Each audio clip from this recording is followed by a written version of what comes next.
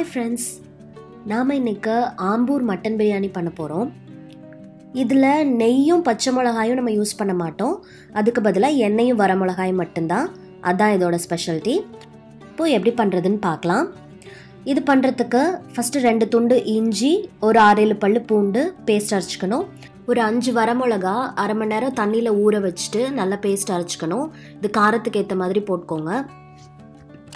ஒரு 4 தண்டு கொத்தமல்லி, ஒரு கை புதினா, ஒரு சின்ன சைஸ் வெங்காயம், ஒரு தக்காளி, 1/4 கிலோ மட்டன், 2 டேபிள் ஸ்பூன் தயிர், இதெல்லாம் தான் தேவை. இப்போ ஒரு குக்கரை ஹீட் பண்ணிவிட்டு அதில் ஒரு 1/4 கப் எண்ணெய் ஊற்றிட்டு ஒரு துண்டு பட்டை, 4 கிராம்பு, 2 ஏலக்காய் தாளிச்சிட்டு நம்ம அரைச்சி வச்ச இஞ்சி பூண்டு பேஸ்ட்டை போட்டு பச்சை வாசனை போகிற அளவுக்கு நல்லா வதக்கிக்கணும். அதுக்கப்புறமா நான் இன்றைக்கி அந்த குத்துக்கல்லில் போட்டு வரமிளகாய் இடித்து வச்சுருக்கேன். அதை போட்டு நல்லா நம்ம வதக்கிக்கணும். 1/4 கிலோ மட்டன் மஞ்சத்தூள் போட்டு கழுவி வச்சுருக்கேன். அதையும் சேர்த்து நல்லா மிக்ஸ் பண்ணி விட்டுக்கோங்க. அது கூட புதினா கொத்தமல்லி சேர்த்துட்டு பொடியாக நறுக்கின வெங்காயம் சேர்த்துக்கணும். அதை ஒரு தடவை மிக்ஸ் பண்ணி விட்டுக்கோங்க. அதுக்கப்புறமா தக்காளி ஆட் பண்ணிக்கலாம். அதையும் நல்லா கலந்து விட்டுடலாம். அப்புறமா உப்பு சேர்த்துக்கலாம். எல்லாத்தையும் ஒரு தடவை மிக்ஸ் பண்ணிட்டு 2 டேபிள் ஸ்பூன் தயிர் சேர்த்துக்கலாம்.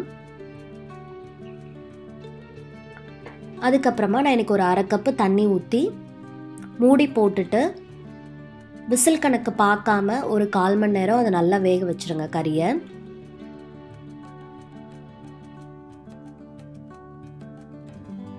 ப்ரெஷர் அடங்கினதுக்கு அப்புறமா குக்கரை ஓப்பன் பண்ணிவிட்டு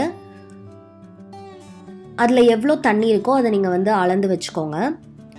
நான் இன்றைக்கி 1 கப்பு சீரக சம்பா அரிசி 1 மணி நேரம் ஊற வச்சுருக்கேன். ஸோ நம்ம அதுக்கு 2 கப்பு தண்ணி ஊற்ற போகிறோம். என்னோடய கிரேவி ஏற்கனவே 1 கப்பு இருந்தது. ஸோ நான் எக்ஸ்ட்ரா 1 கப்பு தண்ணி ஊற்றிட்டு உப்பு இப்போ செக் பண்ணி பார்த்தா கம்மியாக இருந்தது. ஸோ அதனால் இன்னும் கொஞ்சம் நம்ம உப்பு சேர்த்துக்கலாம். சேர்த்துட்டு நம்ம ஊற வச்ச அரிசியை அதில் ஆட் பண்ணிக்கணும்.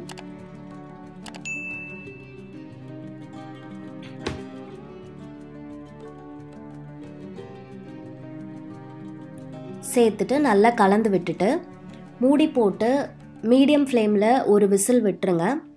விட்டுட்டு அடுப்பை நல்ல சிம்மில் வச்சுட்டு ஒரு 1/4 மணி நேரம் அது அப்படியே இருக்கட்டும். அப்புறமா அடுப்பை ஆஃப் பண்ணிடுங்க. ப்ரெஷர் ரிலீஸ் ஆனதுக்கப்புறமா ஓப்பன் பண்ணிவிட்டு அதை ஜென்டலாக மிக்ஸ் பண்ணி விட்டுட்டு திரும்பி ஒரு 10 நிமிஷம் அப்படியே மூடி போட்டு வச்சிட்டிங்கன்னா நம்ம ஆம்பூர் பிரியாணி சூப்பராக ரெடி ஆகிடும்.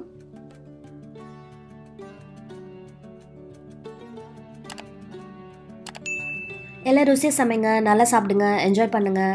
என் வீடியோ பிடிச்சிருந்துச்சுன்னா லைக் பண்ணுங்கள், ஷேர் பண்ணுங்கள், கமெண்ட் பண்ணுங்கள், என் சேனலுக்கு சப்ஸ்கிரைப் பண்ணுங்கள். தேங்க்ஸ் ஃபார் வாட்சிங். See you in the next video.